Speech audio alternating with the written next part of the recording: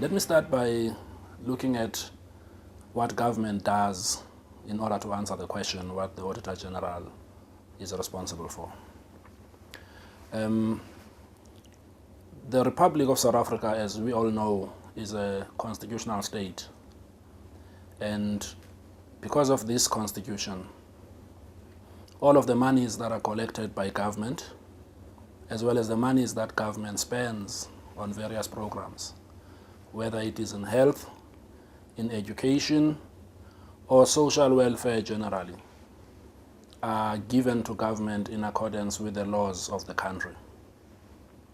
These laws set out the rules for how government is expected to look after the monies that are in their hands, but also the same laws require that government must do the business that it is entrusted in accordance with the Constitution in a way that makes everybody understand what government has done with the money in their hands.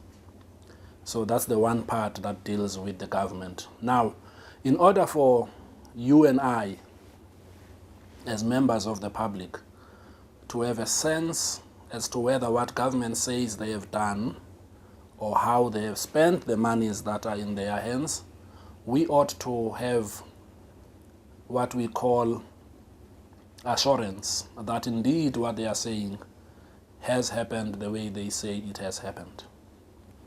Now comes the office of the Auditor-General, whose main function is to give a report on what government says they have done with the monies that are in their hands.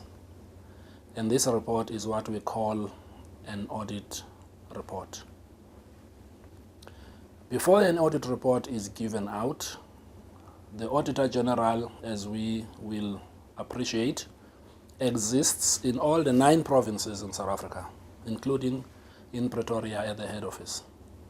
And there are a number of people in all of these 9 provinces together with the national office whose job is to go and look at the books that are kept by government to satisfy themselves based on the rules that are set out that they have indeed done what they said they had done with the money in their hands.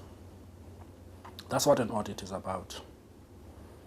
An audit is an intervention to assist the people who are using the information that government has reported on to understand it and to appreciate that it is accurate. That's primarily what the Auditor-General's job is about.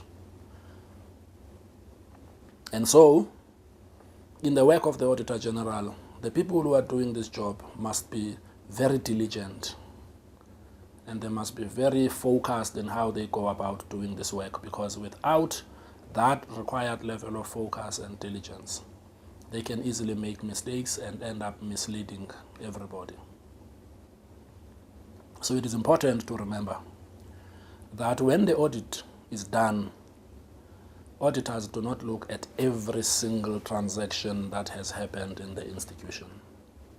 There are certain transactions that we will not look at because they may not necessarily be big, or the nature of those transactions may not be of such a level that they will make a difference whether or not the accounts are presented in a way that is referred to as fair.